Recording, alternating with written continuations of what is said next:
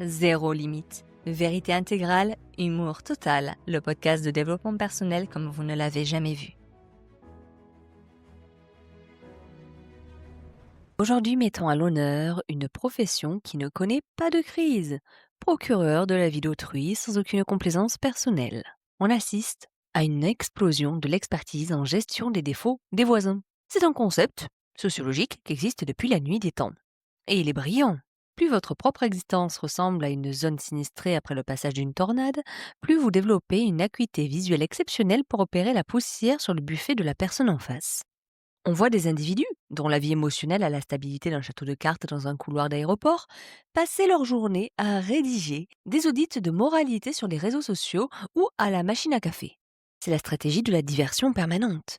En pointant du doigt la paille dans l'œil du voisin, on s'assure que personne ne vienne regarder la poutre de 12 mètres qui nous traverse le crâne. Une forme d'externalisation de la névrose qui permet de se sentir investi d'une mission de salubrité publique tout en restant confortablement assis dans sa propre fange. Imaginez le donneur de leçons professionnel. C'est un type qui a un radar à failles absolument incroyable. Il arrive, il te regarde et en 3 secondes, il a trouvé le truc qui ne va pas dans ta vie.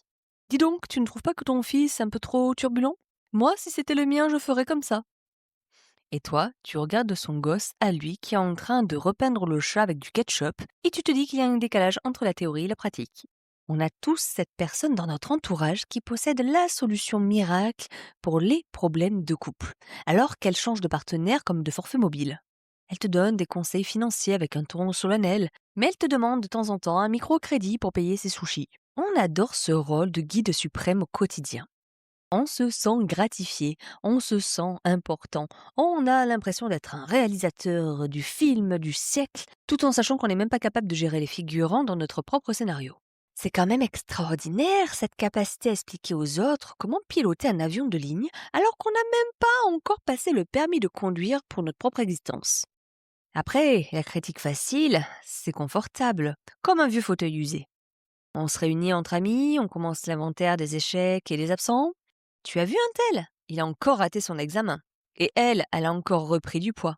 On se sent bien, du coup. On a l'impression d'être les membres d'un jury d'élite, d'être les gardiens du bon goût et de la réussite.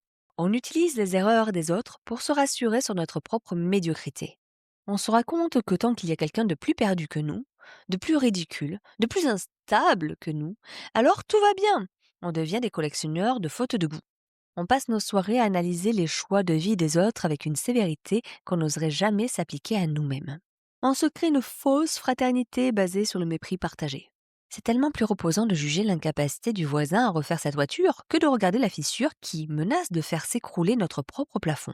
On est tous des spectateurs indignés d'une pièce de théâtre qu'on a écrite nous-mêmes, et on s'étonne que le premier rôle, nous, n'ait jamais la parole. Encore aujourd'hui, je constate que la critique est devenue le sport national de ceux qui ont une peur bleue de leur propre silence. Pourquoi, selon toi, passes-tu ton temps à évaluer, juger et condamner les actes des autres ? Tout simplement parce que c'est le moyen le plus efficace d'anesthésier ta propre conscience.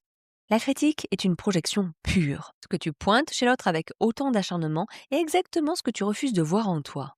Ton indignation n'est pas une preuve de tes valeurs, c'est le reflet de tes refoulements. Mon message zéro limite. Si tu avais une vie qui te passionnait vraiment, tu n'aurais pas une seconde disponible pour auditer celle des autres. Ta propension à la critique est la mesure exacte de ton propre vide intérieur.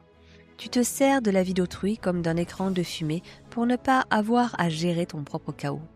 La souveraineté demande un courage que tu n'as pas encore, celui de baisser le doigt pointé vers l'extérieur, puis le retourner vers ta propre réalité.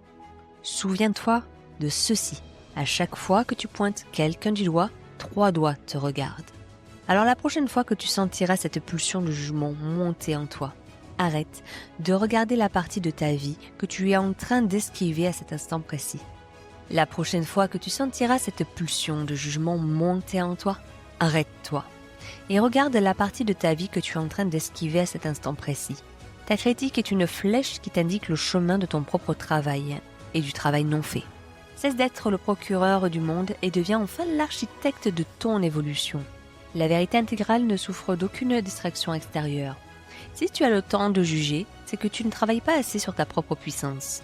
Reprends ton énergie, ferme la porte du tribunal et commence à balayer devant ton propre miroir. C'est seulement quand tu seras devenu exemplaire que tu n'auras plus aucune envie de critiquer, car tu sauras enfin le prix qu'il faut payer pour être un homme ou une femme debout.